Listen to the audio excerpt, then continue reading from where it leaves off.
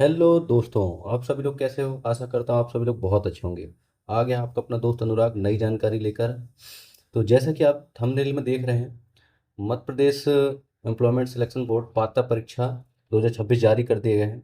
तो ये पात्रता परीक्षा किन लोगों के लिए है? तो यहाँ पर आप देखेंगे, ये पात्रता परीक्षा प्राथमिक एवं माध्यमिक सेवारत शिक्षकों के लिए है। मतलब जो ऑलरेडी जॉब कर रहे हैं उनके लिए है।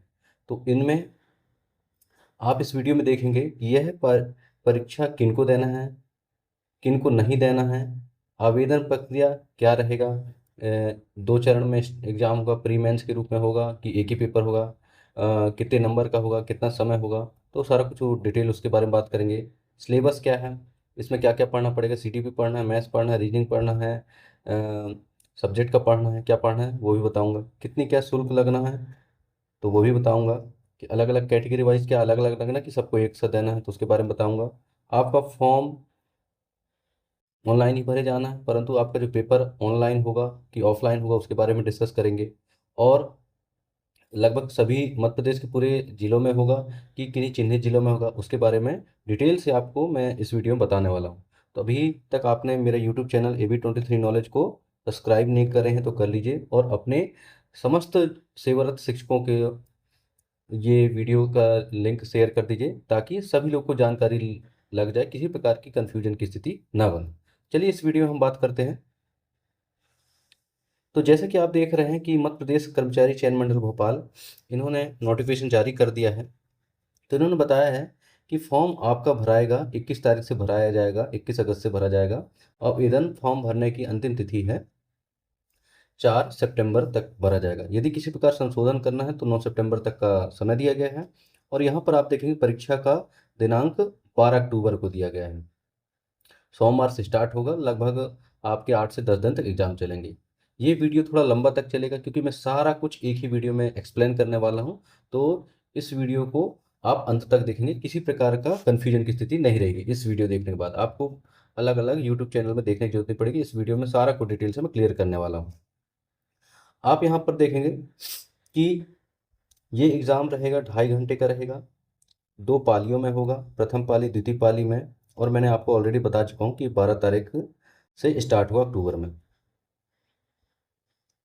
तो आप जैसा कि जानते हैं कि यह जो टेट परीक्षा लिया जा रहा है, ये माननीय सुप्रीम कोर्ट के निर्देशानुसार लिया जा रहा है। तो जो इसमें प्राथमिक शिक्षक किनको पेपर देना, सबसे पहले उसके बारे में बात करते हैं। तो यहाँ पर आप देखेंगे,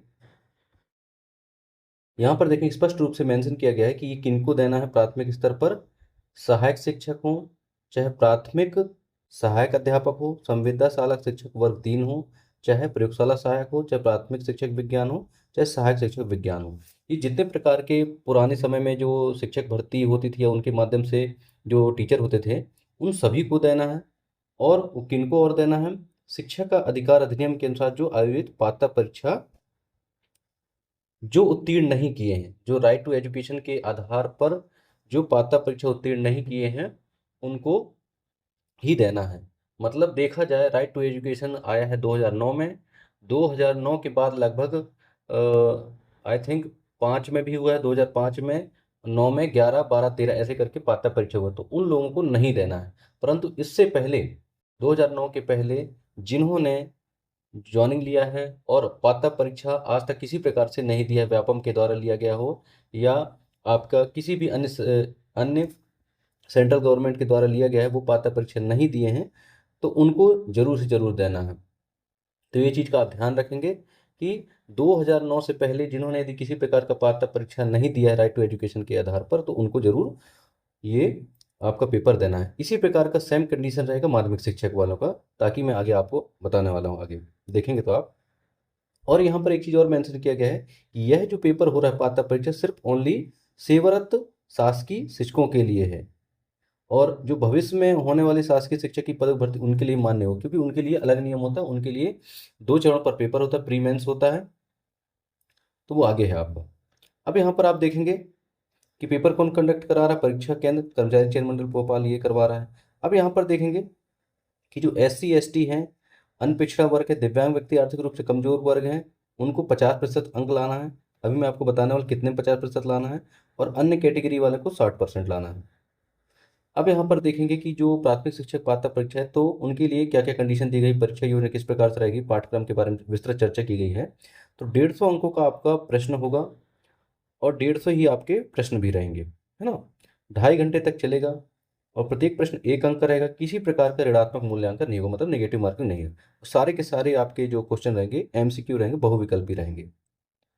तो यहाँ पर आप देखेंगे सबसे पहले आपका पेपर होगा बाल विकास एवं शिक्षा शास्त्र, जिसको हम चाइल्ड डेवलपमेंट एंड पेडागोजी कहते हैं। 30 प्रश्न रहेंगे, 30 अंक का रहेगा। इसी प्रकार आप देखेंगे लैंग्वेज फर्स्ट आपका, वो भी 30 का रहेगा और 30 अंक रहेंगे। अभी लैंग्वेज फर्स्ट में आप लोग को ऑप्शन दिया जाएगा फॉर्म भरेंगे तो हिंदी रहेगा, इंग्लिश रहेगा, संस्कृत रहेगा, उर्दू रहेगा, ऐसे ढेर सारे आपके जो भारतीय संविधान में जो 22 भाषा अनुसूचित हैं उसमें आपको रहेगा। तो उनमें से आपको पहला सब्जेक्ट चुनना है और जो पहले सब्जेक्ट चुन लिए तो वो सेकंड में उसको नहीं चुने करें, उसकी जगह दूसरा। तो जैसे अपने यहाँ सामान्य स्तर पर एमपी में फर्स्ट लैंग्वेज हिंदी चुना जाता है, लोग चुनते हैं अपनी सहूलियत के हिसाब से, और सेकंड को इंग्लिश करते हैं, संस्कृत। तो आप अपने हिसाब से जिसमें आपको कंफर्टेबल होगी और दिक्कत नहीं होगी तो आप डाल सकेंगे। फिर देखिए आप गणित का पेपर होगा, आपको 30 क्वेश्चन रहेंगे, 30 नंबर के रहेंगे। पर्यावरण अध्ययन का पेपर होगा, 30 क्वेश्चन, 30 नंबर के। अब यहाँ पर आप देखेंगे कि आपका जो स्तर रहेगा वो कितना रहेगा। बाल विकास शिक्षा शास्त्र के लिए 6 से 11 वर्ष की आयु का शिक्षण से के स्तर का रहेगा। मतलब आपको प्राइमरी आप टीचर पढ़ाते हैं तो आपको प्राइमरी टीचर के आधार पर ही आपका लेवल रहेगा, सिर्फ कठिनाई के स्तर बढ़ सकता है। यहाँ पर देखेंगे सिलेबस पूरा अलग अलग दिया गया है, तो आप इसको देख लेंगे। मैं आपको अपने यूट्यूब चैनल में जानकारी दे रहा हूँ, उसके साथ साथ मैं आपको अपने टेलीग्राम AB23 नॉलेज में प्रोवाइड करा दूंगा ये पूरा PDF, तो आप वहाँ से विस्तार से देख लेंगे और वहाँ से आप अच्छे से अध्ययन कर लेंगे। ये सारा सिलेबस उसी में मैं डाल दूंगा, तो आप देख लेंगे। सिलेबस बहुत ईजी है, कोई कठिन नहीं। यहाँ पर स्पष्ट मेंशन किया गया है कि मध्य प्रदेश राजकक्षा की 1 से 5 पाठ्यक्रम पाठ्य पुस्तकों के आधारित पर होंगे। इनका कठिनाई स्तर हाई स्कूल तक हो सकता है, जो कि मैं आपको बता चुका हूँ। तो आप देख लेंगे सारा सिलेबस यहाँ पर उन्होंने डाल दिया है। अब बात करते हैं माध्यमिक स्तर के जो शिक्षक हैं तो कौन कौन शामिल होंगे।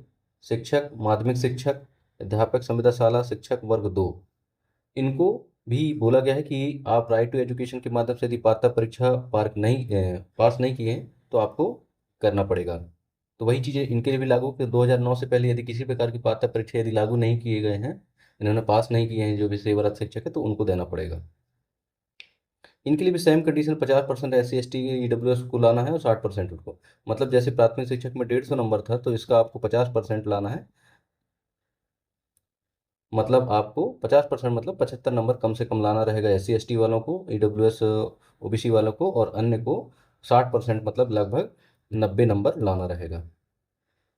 ये हम प्राथमिक शिक्षक की बात कर रहे हैं। इसी प्रकार देखेंगे माध्यमिक शिक्षक का भी होगा तो उस हिसाब से आपको बताऊंगा। यहाँ पर आप देखें माध्यमिक शिक्षक का सिलेबस दिया गया है, तो इसमें क्या है, यहाँ पर बताया गया कि लैंग्वेज आपका पेपर होगा फर्स्ट लैंग्वेज, इसमें हिंदी या संस्कृत रहेंगे। 8 आपके क्वेश्चन रहेंगे, 8 मार्क्स के रहेंगे। यहाँ पर अंग्रेजी का पेपर होगा, 5 क्वेश्चन रहेंगे, 5 मार्क्स के रहेंगे। समान ज्ञान समसामयिक घटनाक्रम तार्किक अंक की योग्यता रहेगा, 7 क्वेश्चन रहेंगे, 7 नंबर के रहेंगे। शिक्षा शास्त्र पेडागोजी 10 क्वेश्चन रहेंगे, 10 मार्क्स रहेंगे। मतलब 30 क्वेश्चन का पार्ट आपका ए रहेगा, आ रहेगा, और बा में आपका 120 क्वेश्चन रहेंगे जो कि आपके सब्जेक्टिव रहेंगे। जैसे आपका हिंदी भाषा देखिए, यहाँ पर अंग्रेजी भाषा, संस्कृत भाषा, उर्दू भाषा, गणित भाषा, विज्ञान भाषा, मतलब आप जिस सब्जेक्ट में आप यदि शिक्षक हैं उस सब्जेक्ट के 120 क्वेश्चन रहेंगे। यहाँ देखिए 7 सब्जेक्टों के बारे में बताया गया है। यहाँ पर आप देखेंगे जो पेपर का जो स्तर रहेगा वो 9 से 10 रहेगा, परंतु कठिनाई का स्तर रहेगा आप देखेंगे स्नातक स्तर तक का रहेगा, मतलब ग्रेजुएशन लेवल तक के क्वेश्चन कंपटीशन के आधार पर रखा जाएगा। अब यहाँ पर देखेंगे आपका सिलेबस ये भी दिया गया है, तो आप अलग अलग क्लासीफाई पूरा कर दिया गया है, आप इसको विस्तार से देख लेंगे। ये टेलीग्राम चैनल में डाल दूंगा AB23 नॉलेज में, वहाँ से आप इसको देख लेंगे, डाउनलोड करके बढ़िया प्रिंट करके रख लेंगे, उसी आधार पर आप तैयारी करेंगे। यहाँ पर आप देखेंगे कि आपको फॉर्म भरना है, ये वेबसाइट दिया गया है www.esb.mp.gov.in। आप किसी भी कियोस्क जो संचालक हैं, कियोस्क धारक हैं जो फॉर्म पर्टिकुलर भरते हैं व्यापम का, तो उनके माध्यम से आप फॉर्म भर सकते हैं या आप खुद भी भर सकते हैं। यहाँ पर आप देखेंगे कि जैसे आपको बताया मैंने कि फॉर्म भरने के लिए 15 दिन का समय दिया गया है और इसमें संशोधन करना उसके लिए 20 दिन का समय दिया गया है। और यहाँ पर आप देखिए किसी प्रकार का छूट नहीं है, सभी श्रेणी संवर्ग के अभ्यर्थियों के लिए एक ही फीस रखा गया, 1,000 रुपये सभी को देना है। चाहे SC हो, ST हो, OBC हो, EWS हैं, अन्य हैं, सभी के लिए 1,000 रुपये आपको देना है। अब बात करते हैं परीक्षा शहर कहाँ पर है। तो यहाँ पर आप देखेंगे लगभग 11 जो अपने मध्य प्रदेश में जिला हैं, भोपाल, इंदौर, जबलपुर, खंडवा, नीमच, रतलाम, रीवा, सागर, सतना, सीधी, उज्जैन, यहाँ 11 जिलों में आपके पेपर होंगे। पेपर आपका यहाँ पर स्पष्ट देखेंगे, यहाँ पे लिखा है आपका पेपर ऑनलाइन परीक्षा होगा।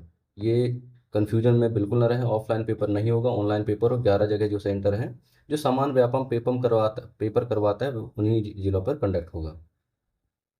तो ये जानकारी आपको कैसी लगी आप ज़रूर कमेंट बॉक्स में कमेंट करिए। यदि कहीं पर कन्फ्यूजन की स्थिति होती है तो भी आप बताइए, तो मैं आपको कहीं पॉइंट में समझ में नहीं आया तो मैं आपको समझाने का प्रयास करूंगा। जहाँ कहीं भी आपको दिक्कत होगी ज़रूर आप कमेंट बॉक्स में कमेंट करिए, मैं आपको जानकारी देने वाला हूँ। और ये पेपर संबंधित जो भी अन्य जानकारी आते रहेंगे समय समय पर गवर्नमेंट के द्वारा, वेबसाइट के द्वारा, तो मैं आपको प्रोवाइड करते रहूँगा। और इसी प्रकार के ऑफिशियल नोटिफिकेशन की सम डिटेल से जानकारी के लिए हमारे यूट्यूब चैनल AB23 नॉलेज को ज्वाइन कर लीजिए, सब्सक्राइब कर लीजिए और टेलीग्राम चैनल से भी जुड़ जाइए। तो बहुत बहुत धन्यवाद। जय हिंद, जय भारत, धन्यवाद।